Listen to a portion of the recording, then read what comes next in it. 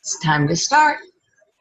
Tonight's trading, we are actually going to talk about the New Zealand USD that we've been discussing for quite some time.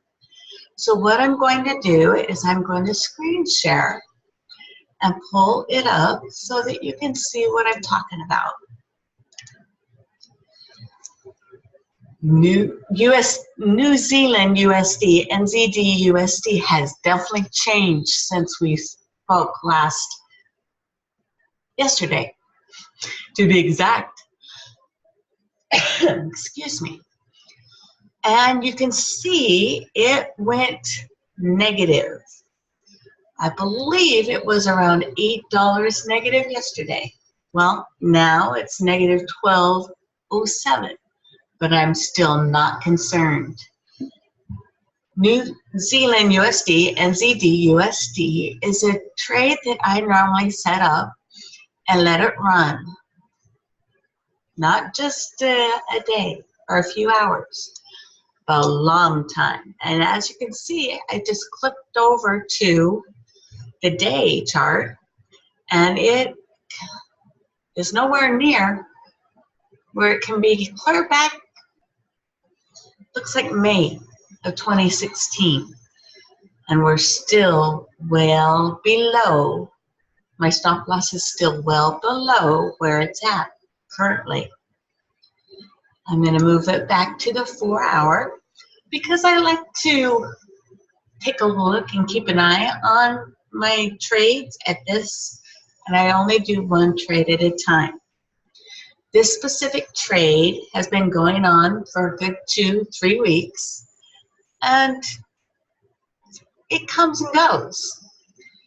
But I always make sure that I put my stop loss 2,000 pips or $20 negative, so it can drop that far, and it still won't hurt me. It still has another 800 pips that can go before I'm stomped out, as some people might say. And my take profit is still at $20 or 2,000 pips. I do 1-to-1 ratio. It's safer that way. Your chances of success are a lot higher if you're equal to your ratio. Now, my trade is actually at a 0.01 lot size. It's not really a lot. It's a micro lot. But it also makes it so that I can do so many take profit or stop loss pips, which is a point in a measurement in the trade, that I don't have to worry about being stomped out like most people are. And being stomped out means your stop loss wasn't low enough, or you're already going to lose that amount. Never, ever, ever start a trade with anything you cannot do without. You cannot live without it. And the reason for that is this is an amount of money that on my life chart, that because it's something I don't focus on, I don't add it to my monthly income or my bills or anything like that. So it's not even touched. It's almost as if it was in a savings account. In fact, if you think about it, that's exactly what trading is. The only difference is the bank's not taking it from me. Most bank accounts, most savings accounts in any bank or credit union, they charge you a fee per month to have your money there. I don't have that issue with my trades. And 2% from going from one 24-hour to another 24-hour with Forex.com is not that big of a deal. 2 pennies a day. It's not too bad because I will actually gain that and then a lot more back as soon as this goes into profit. And you've noticed that my trade I have my take profit at $20 or 2,000 pips. However, as soon as this goes into profit, I then get to decide if I'm going to get out and take that amount of profit or move my stop loss above my entry point, making it a no-risk trade. I'm not going to lose any of the income that I received from that trade. So for instance, if you're kind of curious what I'm talking about, this stop loss would go above the entry price, which is right here, this green right here.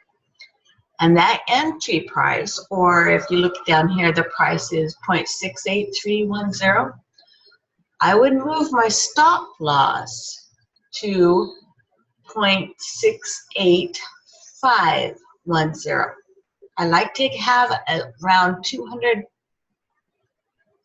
pips give and take, so that if it does turn around and come back down, I'm still getting that $200, or I'm sorry, 200 pips that I have won. I don't lose it, and regardless of where it goes, because my stop loss would be above my entry price.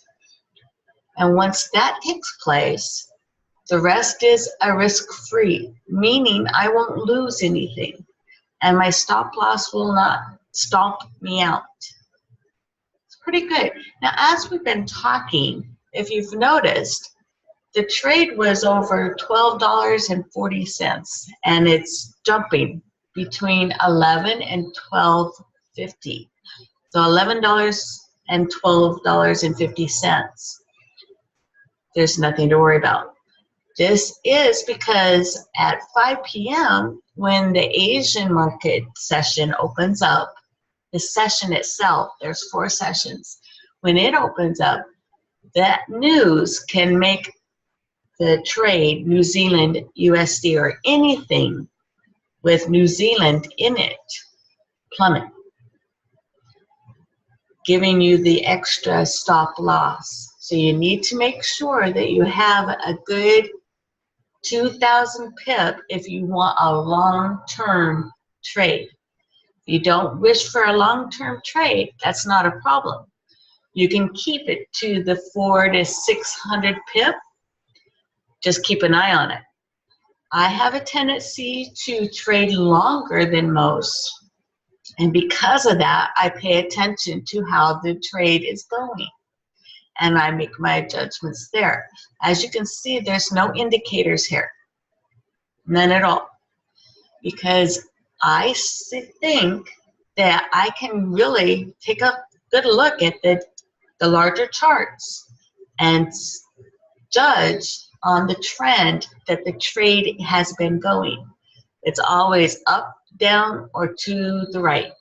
If it's goes to the right, it's consolidation, meaning you're not going to win anything, but you can lose. So I would advise you to go in on a when it's going straight across, if that's your choice too. All of this is a one-on-one. You decide by the way you're directed. If you can follow simple directions, and if you can copy and paste and do simple math, this is for everyone. Over the age of 18, of course, because it is a business. Keep in mind, as the trade moves, you need to make sure you have more than enough pips, enough percentage. 22,000 pips for me on a stop loss means I can go that long without worrying about it. And as we continue from day to day to week to month, or however long it goes, I know that I'm not going to get stomped out. But I also realize if it does stomp out, I lose $20. Not that big of a deal. just 20 bucks. Or I can gain 20 or more as my take profit gets hit. So it's all where you decide. And I would advise very strongly, don't be greedy, because greed doesn't get you anywhere. Now I'll wait for a moment or two and answer any questions that anyone might have.